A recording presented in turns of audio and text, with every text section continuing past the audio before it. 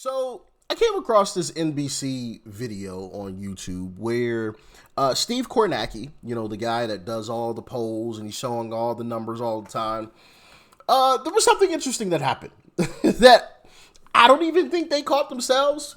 Because obviously, mainstream media, it's just whatever Trump says, it's bad. Whatever he does, it's bad. Hey guys, do you remember Trump bad? You know what I mean? That's literally their whole shtick. Trump bad, Trump bad, Trump bad. That is it, and that is all. So it's going to be quite interesting to see what they're going to run with in a few years when Trump is gone and there's somebody else, which maybe Marco Rubio. We'll talk about that maybe in another video. We ain't going to dive too deep into that one. But it's going to be quite interesting to see what they run with then, because yeah, this is quite interesting. Now, obviously, there's going to be a lot of bashing Trump in this video. Expect it, okay? But there's a reason why I'm showing you this video here. Keep that in mind. So stick around, because I know there's a lot of y'all who are like, man, I ain't trying to hear this BS. I know. I get it. But once again, y'all know me. There's a reason why I'm showing you this, baby. Just stick around, all right? Now, make sure you guys smack that like button, subscribe if you are new, and let's jump into it. Welcome back. NBC News chief data analyst Steve Kornacki is here to break down the results of our latest NBC News poll. Steve, some big takeaways here. Absolutely, Kristen. I mean, let's start with the headline. Where does Donald Trump stand heading into this midterm year here? A 44% approval rating for the president. Not far off where he was when we last checked in. But I think for Trump here in his first term, that 2018 midterm, this is almost exactly where he was at that point, too. Of course, there was a 40-seat Democratic landslide that year. Full disclosure, I believe it was Atlas Intel who has been the most accurate pollster thus far, based on past elections. Atlas Intel had Trump at 50%. So, yeah, just the FYI, okay? Let's get back to their Trump bashing, okay? Because that's what they're doing.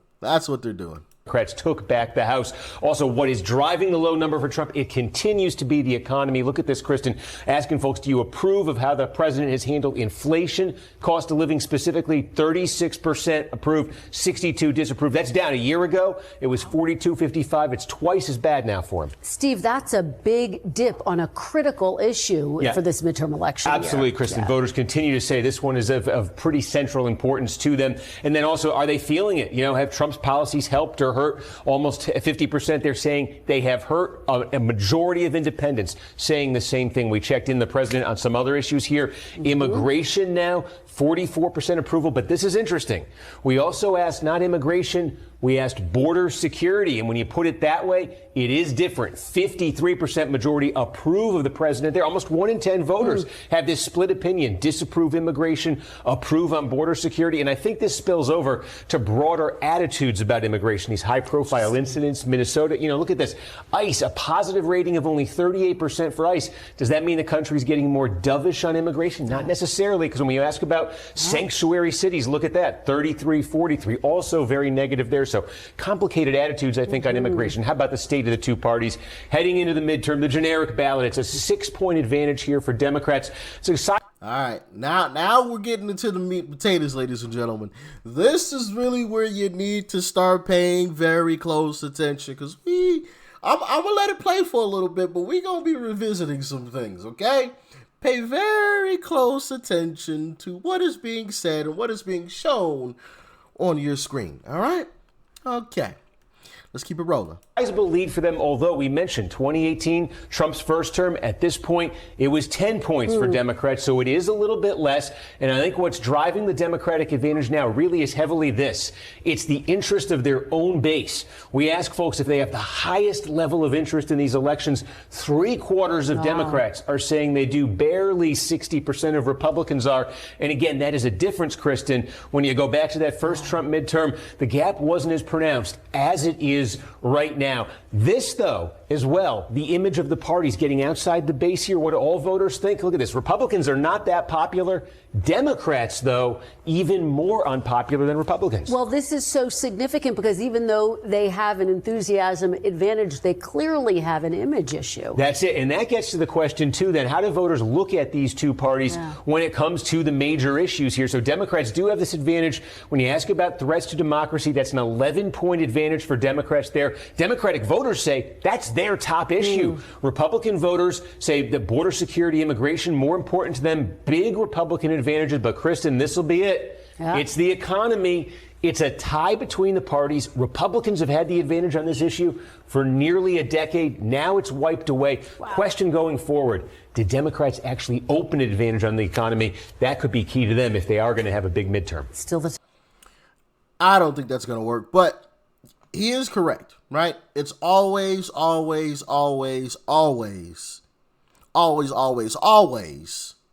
economy. It's always the economy. That is the bread and butter. That is where your bread, that's where your, goodness gracious, I can't talk.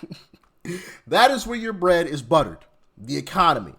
What do people feel? Because if you guys remember back to 2024, leading up to the election, all of the Democrats, all the mainstream media, for a while there, were all just saying, oh, the economy's great. We don't know what you guys are talking about.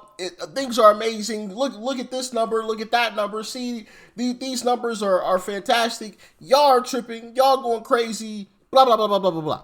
And then once they realize, oh, crap, this ain't working.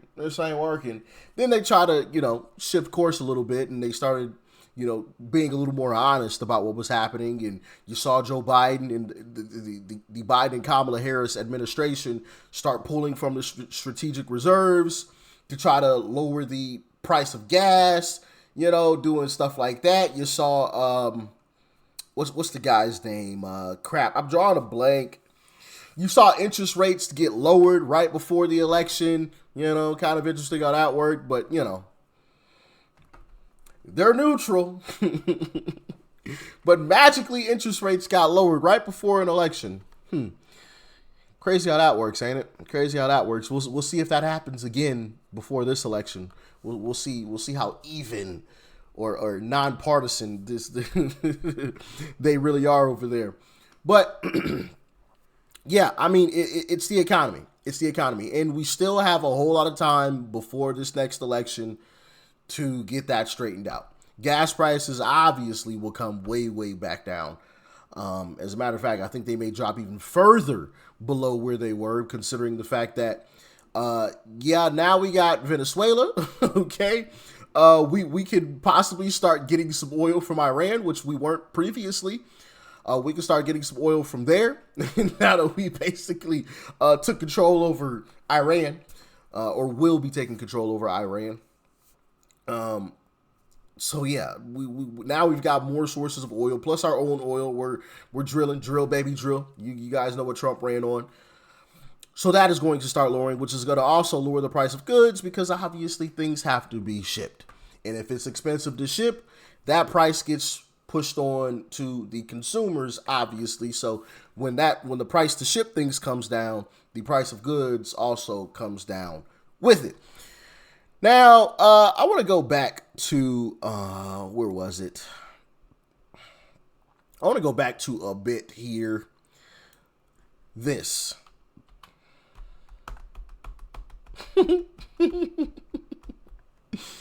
General Congressional Ballot. 2018, 50%. 2018, we were at 40. Now we're at 44. And this is considering the fact that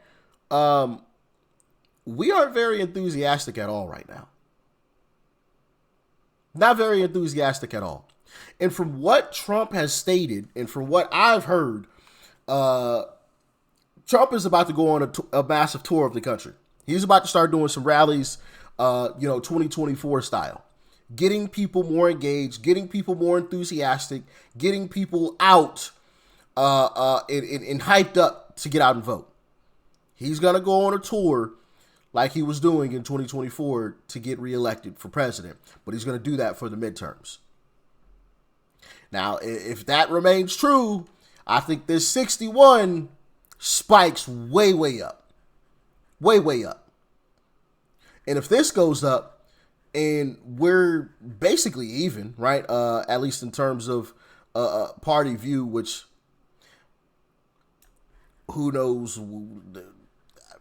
I think these numbers aren't accurate, but we're basically even. As a matter of fact, we're in a little bit of a better position. That's going to spell doom for the Democrat Party, because now we're showing out in force. Democrats are already discouraged because their party is absolutely garbage, right? Our party isn't garbage. We just have a select few people that happen to be in leadership or senior positions that are absolutely garbage. So it's dampening. It's putting a stranglehold on the entire party, right? The John Thunes, the Mitch McConnells. But the great news is Mitch McConnell, he's gone. Okay? So be encouraged. Kentucky, stand up. All right? Make sure y'all elect somebody great. We're going to be talking about that here in the future very, very soon.